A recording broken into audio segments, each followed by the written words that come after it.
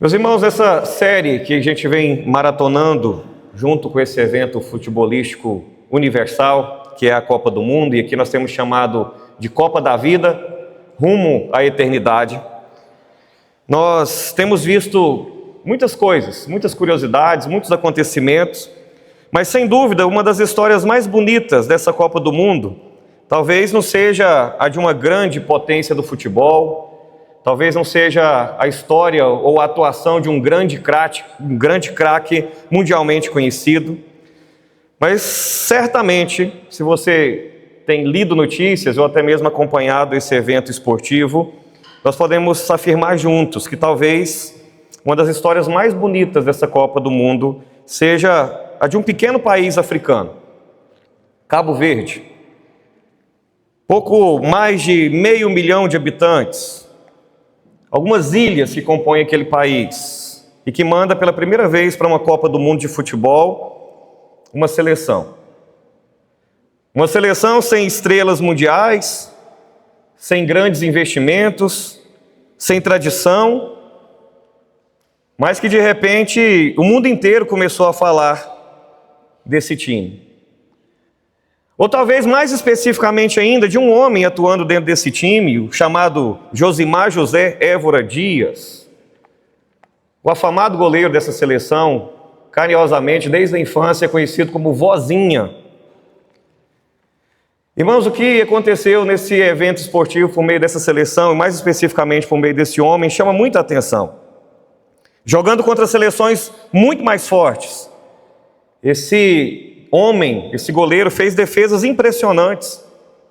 Diante da grande seleção espanhola, ele realizou 7 grandes defesas e terminou aquela partida como o melhor jogador em campo. Recentemente, como eu disse, se você tem acompanhado esse evento, provavelmente você torceu muito para essa seleção, até porque jogou contra os rivais argentinos. E ali o Vozinha voltou a protagonizar uma atuação memorável. Aquele goleiro manteve a sua equipe viva até os últimos minutos. E o que chama a atenção é que, ainda que aquela seleção tenha saído dali derrotada, ela sai vitoriosa. Mais especificamente, a atuação e a participação daquele goleiro nesse evento esportivo, que em poucos dias saiu do anonimato para se tornar um dos rostos mais conhecidos da Copa. De poucos mil seguidores no Instagram, salta para milhões de seguidores em algumas semanas. Mas, queridos, na verdade, existe uma pergunta importante. De onde é que vem esse goleiro? Onde é que ele surge? Foi no jogo contra a Espanha? É no jogo contra a Argentina? É na Copa do Mundo? Foi naquela semana? E a resposta para essas perguntas todas é, obviamente, não. Não. Aquele desempenho, ele começou muito antes. Na verdade, o que bilhões de espectadores assistiram em atuação, em boa performance, começa milhares de treinos atrás, quando não tinha ninguém ali filmando. Começa centenas de mergulhos e treinos sem torcida. Começa, irmãos, em incontáveis repetições, quando ninguém aplaudia. Dias de chuva, dias de frio, dias de cansaço, quando o Vozinha tinha que dividir o esporte com a rotina de trabalho dele como eletricista, para sustentar a sua família. Começou certamente em dias, irmãos, em que provavelmente ele era apenas mais um goleiro no universo, tentando melhorar um pouco mais. O fato é que o mundo viu 90 minutos, mas Deus olhava para aquele homem já há 40 anos. E é exatamente sobre isso, irmãos, que Paulo está tratando aqui com o jovem pastor Timóteo. Porque a vida cristã, ela também possui dias de decisão. Como nós temos aprendido aqui nessa série, nós estamos na Copa da Vida. E todos nós, meus irmãos, enfrentaremos momentos decisivos, mais cedo ou mais tarde. Dias de tentação, dias de sofrimento, dias em que nós precisamos defender a nossa fé, dia em que nós nos perguntaremos por que a gente está crendo, por que a gente está seguindo Jesus. Dias em que os nossos filhos observarão a nossa fidelidade ou presenciarão a nossa queda. Dias em que o mundo olhará para nós. Mas muitas vezes, meus irmãos, o nosso problema é que nós queremos jogar bem no dia da decisão, sem querer treinar nos dias comuns. Nós queremos ter uma boa atuação nos dias decisivos da vida, mas muitas vezes sem querer nos preparar para esses dias decisivos da vida. Muitas vezes nós queremos uma fé firme, forte, inabalável, mas muitas vezes não queremos pagar um preço de uma vida de oração. Muitas vezes nós queremos firmeza em Cristo, firmeza na fé, firmeza no testemunho, mas tantas vezes não queremos a Bíblia, a leitura, a devocional, o Betânia nos lares, a meditação diária. Muitas vezes nós queremos maturidade cristã, queremos servir, gostaríamos tanto de estar à frente de um projeto no reino, mas muitas vezes não queremos pagar o preço da comunhão, da presença, do envolvimento. Muitas vezes, irmãos, nós queremos a vitória da nossa vida cristã, mas sem disciplina é algo que nós jamais alcançaremos. Paulo, ele olha aqui para o seu jovem discípulo e ele faz uma afirmação surpreendente. E se você puder, volte os seus olhos para o verso 7 e deixe aberto nesse texto, 1 Timóteo capítulo 4, especificamente aqui o verso 7. No final desse verso ele diz: exercita-te pessoalmente na piedade. Essa palavra usada por Paulo, irmãos, ela pertence ao vocabulário dos atletas. Num contexto de jogos, como os Jogos Olímpicos da Grécia, os Jogos Istmicos de Corinto, a cidade, a igreja, qualquer pessoa que ouvisse essa expressão, ela entenderia o que significava. Literalmente, Paulo está falando aqui para o seu discípulo jovem: treine. E essa é uma palavra que volta a ficar comum nos dias de hoje.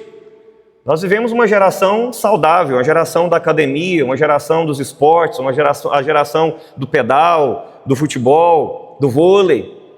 A palavra que é traduzida para nós aqui por exercita-te é literalmente treine. Treine. Paulo está dizendo para Timóteo: Timóteo, entre na academia da alma e treine. Prepare-se, porque ninguém vence a corrida da fé improvisando na caminhada.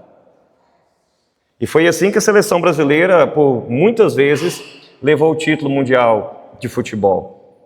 Era a seleção do drible, da ginga, do improviso, mas desde que a seleção percebeu que isso não funciona mais, depois das táticas, das estratégias, dos números, ela não tem outra saída senão treinar, ser aplicada. E Paulo está trazendo justamente esse chamado para Timóteo. Meus irmãos, ao longo dessa série, nós temos aprendido que Cristo nos convocou para o seu time, a igreja é o time de Cristo. Ao longo dessa série, nós temos aprendido que Cristo nos colocou em campo, nós não somos chamados para torcer da arquibancada. Ao longo dessa série, nós temos aprendido que Cristo nos chamou para vestirmos juntos a mesma camisa, nos chamou para perseverar no segundo tempo, a não desistir, a não diminuir o ritmo.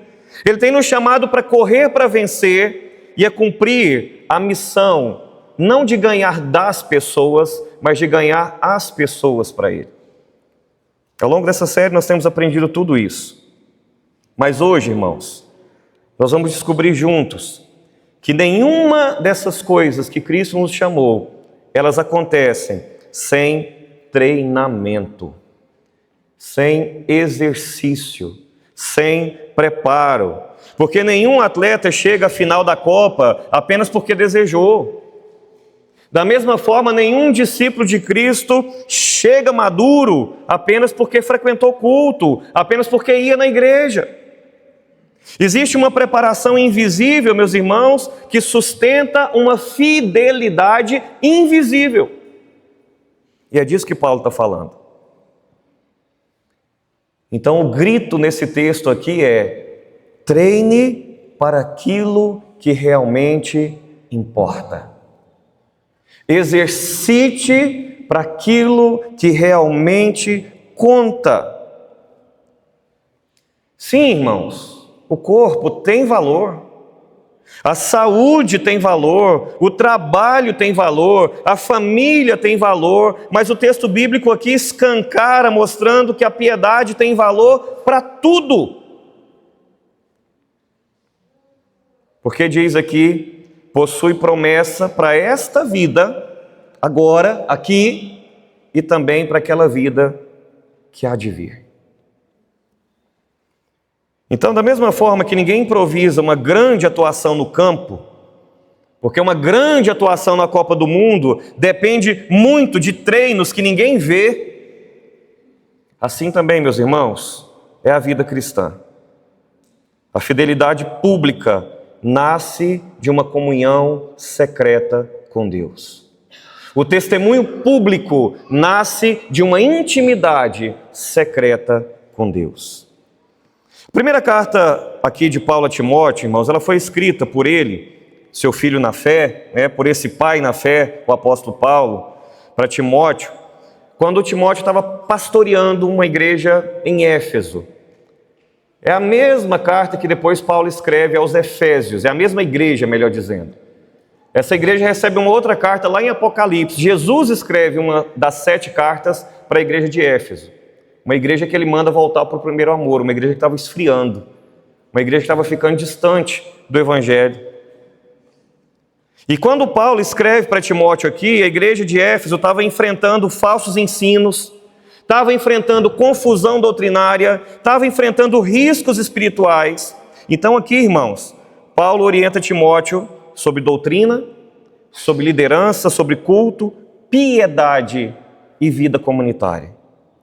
Mais especificamente aqui no capítulo 4, Paulo alerta que alguns da igreja se afastariam da fé, dando ouvidos a ensinos enganadores. Paulo alerta Timóteo que isso iria acontecer. Daí em seguida ele mostra o caminho de um bom ministro e de uma igreja saudável, de um bom pastor e de uma igreja saudável.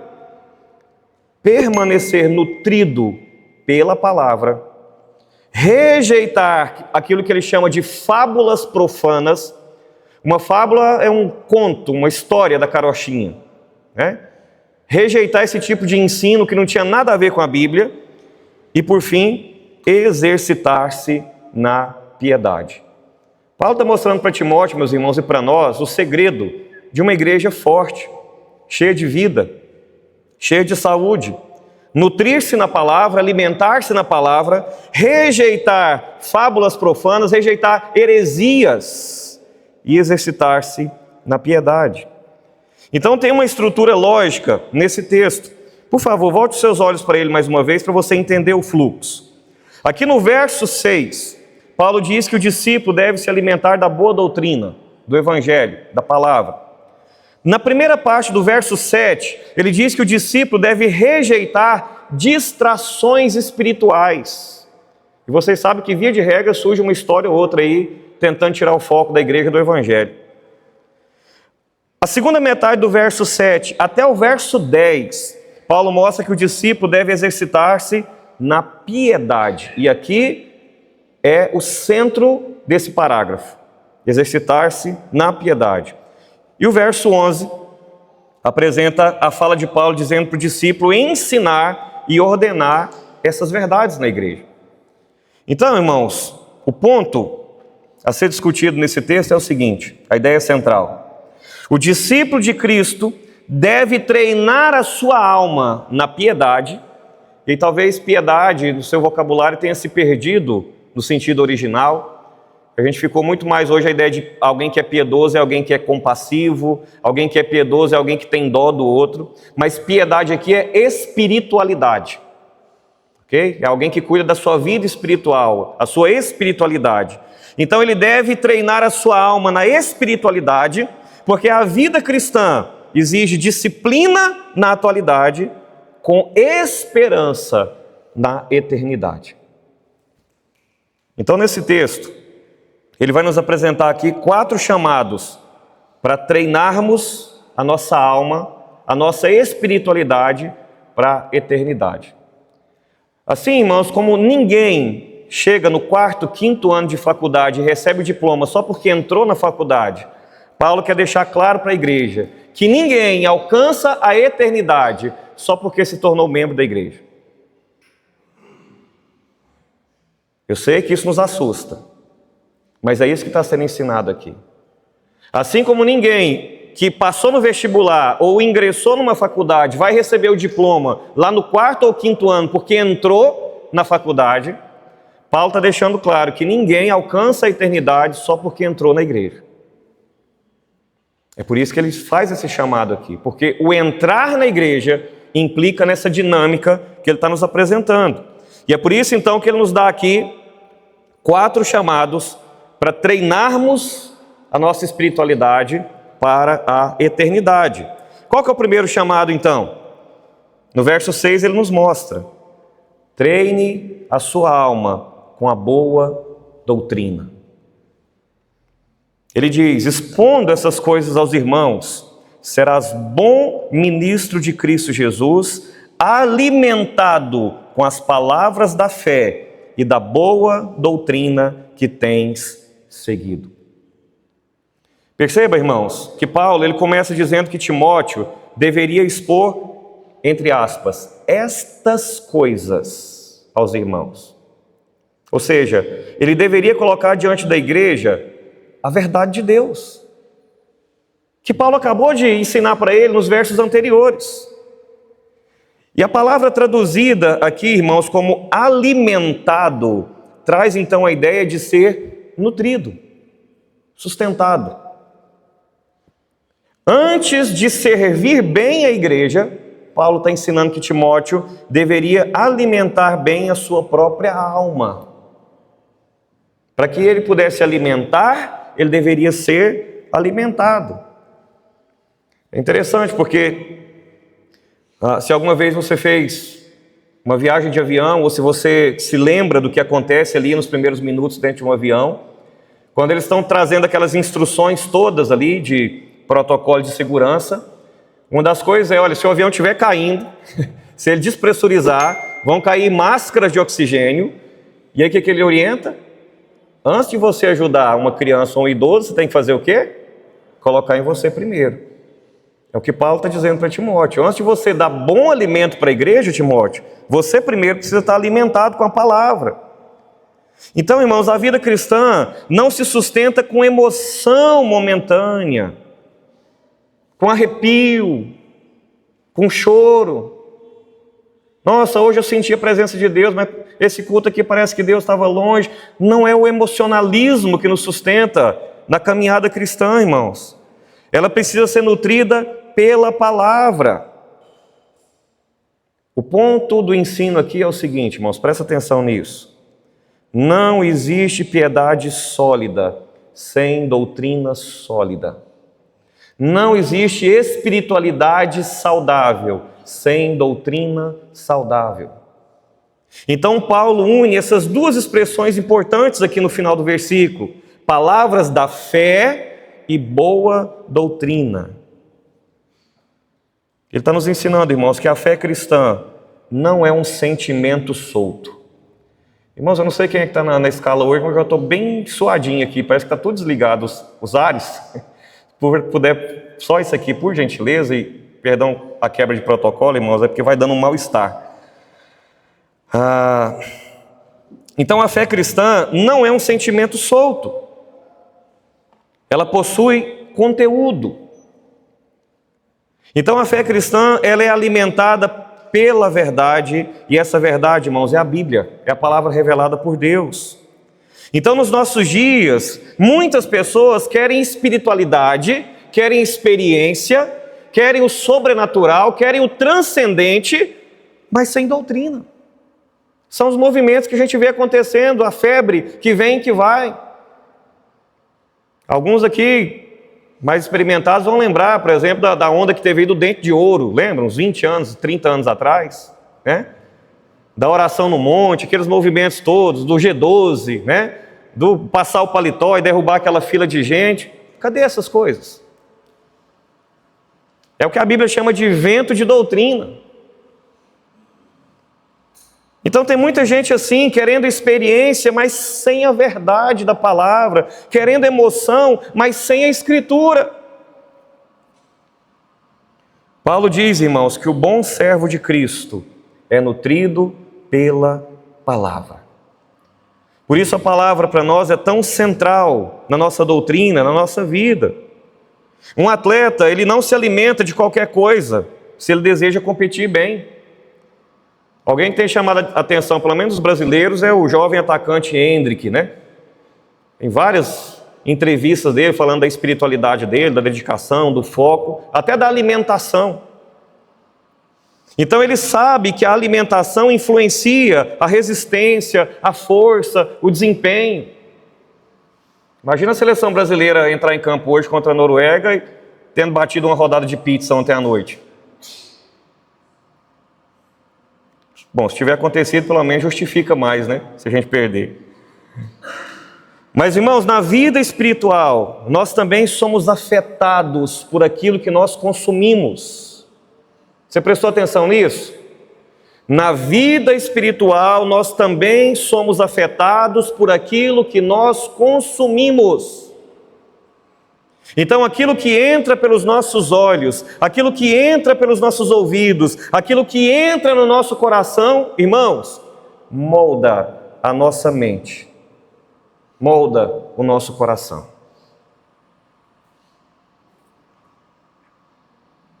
Isso tem a ver com aquilo que a gente segue nas redes sociais, com aquilo que a gente consome, com aquilo que a gente vê, com aquilo que a gente lê, aquilo que a gente assiste.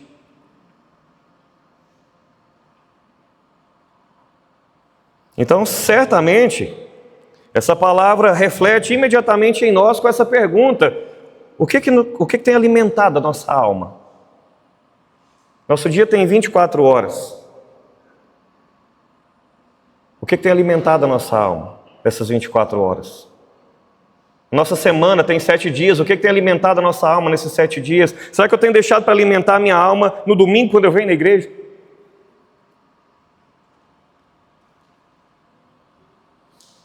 O que tem alimentado a nossa existência? É mais Bíblia ou mais ansiedade no nosso dia a dia? É mais oração ou mais distração? É mais verdade ou é mais opinião? É mais achismo? É mais crendice? É mais evangelho ou mais entretenimento vazio? O que tem alimentado a nossa alma? Meus irmãos, até o ateu, para defender o seu ateísmo, ele lê e ele estuda muito. E muitas vezes nós não entendemos que para defender a nossa fé no nosso coração mesmo, nós achamos que não precisamos de treinamento, de exercício.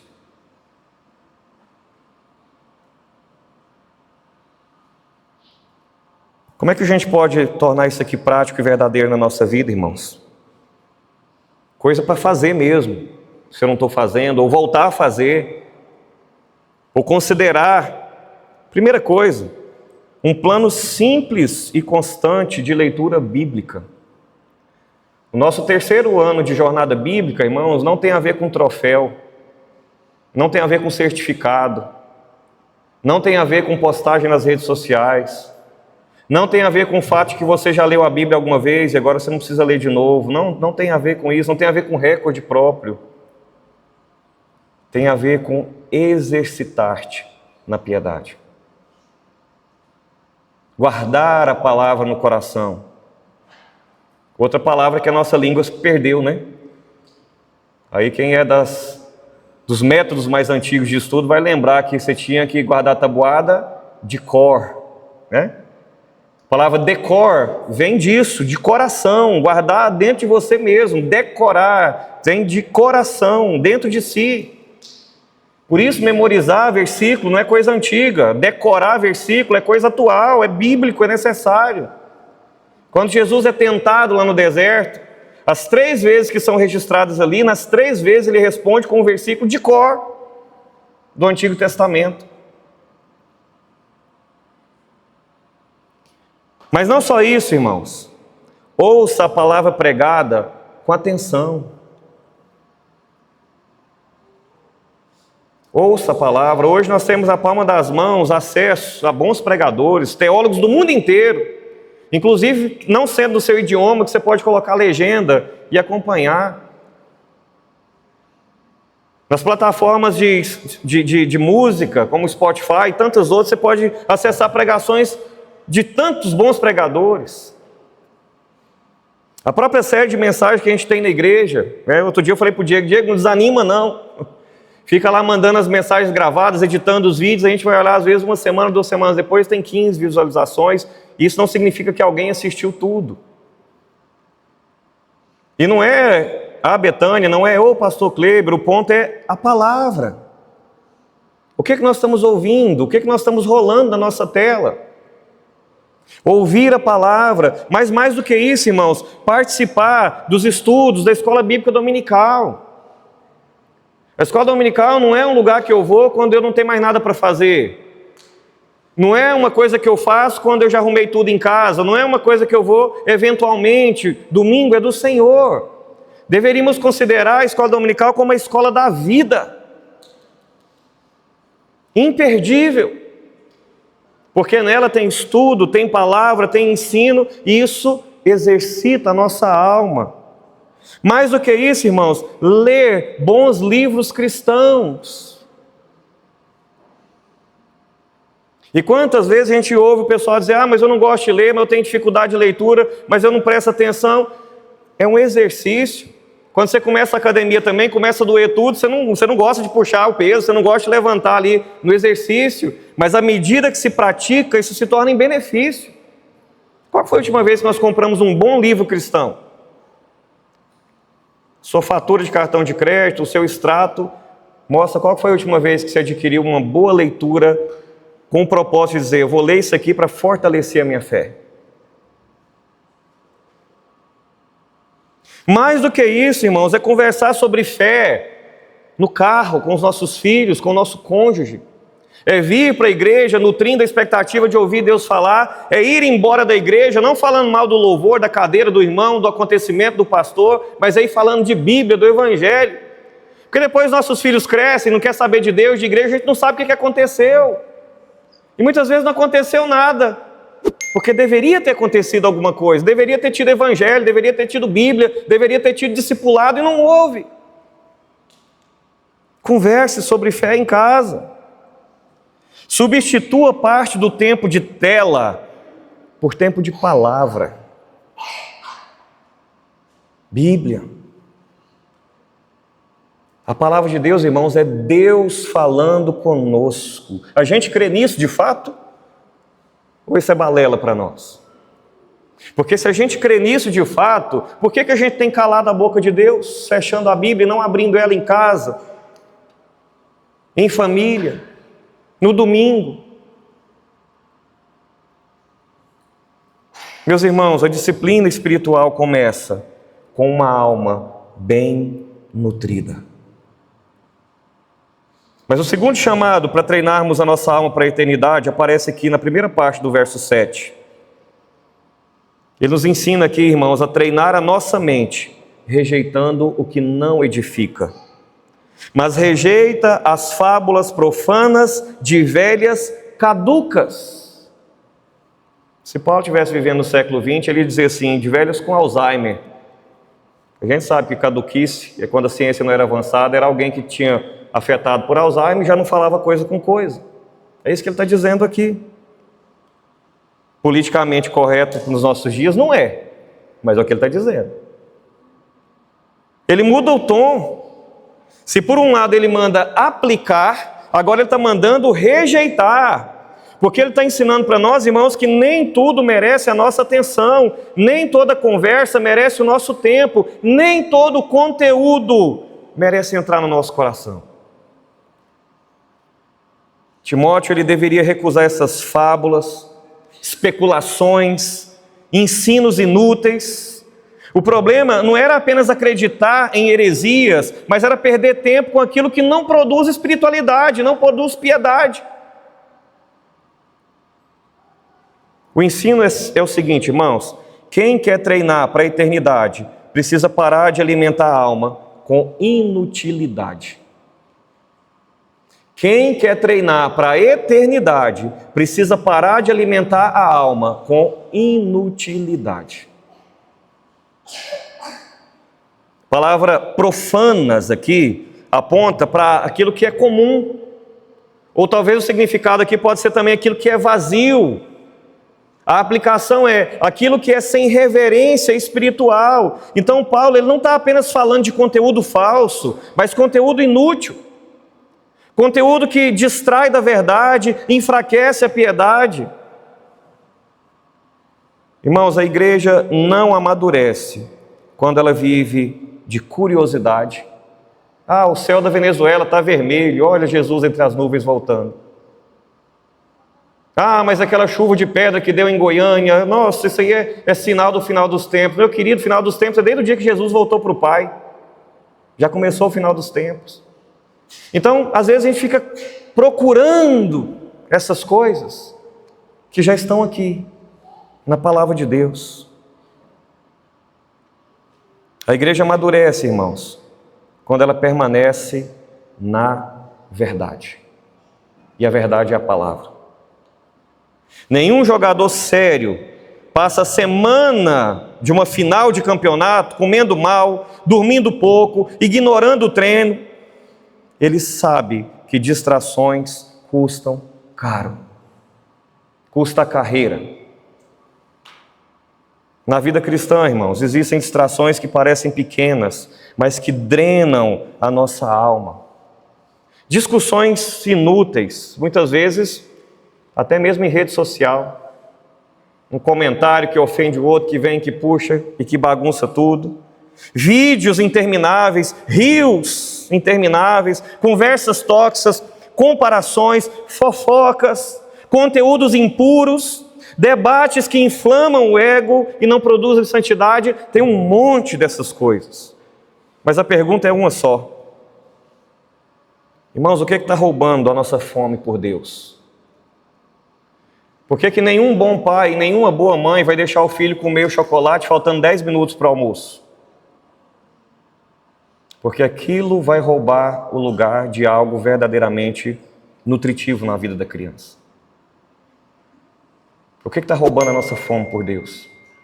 Que porcaria às vezes nós estamos consumindo, que está entupindo a nossa alma e não nos deixa ter fome por Deus. Quais os conteúdos que têm moldado o nosso pensamento? Existe algo que às vezes nós chamamos de descanso, mas que na verdade está adoecendo a nossa alma, que nós achamos de entretenimento, mas que está nos matando, que nós chamamos de um momento de descansar, ou de distrair, melhor dizendo, mas que na verdade está nos envenenando.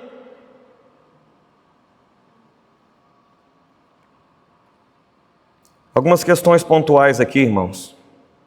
Primeira coisa, corte na raiz conteúdos que alimentam o pecado.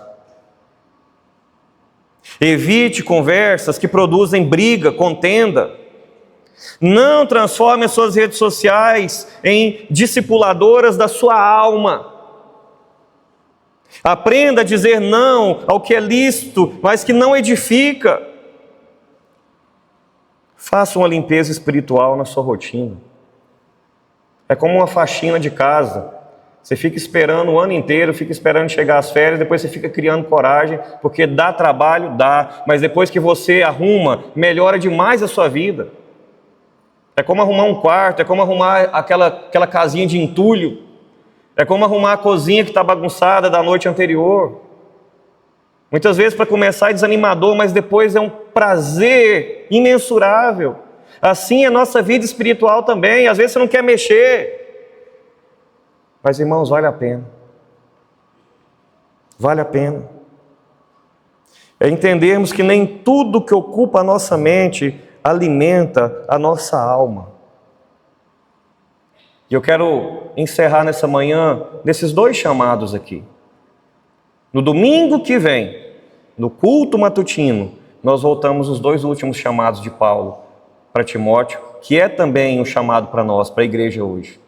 Exercitar, treinar a nossa espiritualidade agora, nos preparando para a eternidade. Então, os 2 chamados que nós ouvimos essa manhã: treine a sua alma com a boa doutrina, invista a palavra de Deus no seu cotidiano. E o segundo chamado: treine a sua mente, rejeitando aquilo que não edifica a sua vida. Rejeite tudo aquilo que não edifica a sua vida.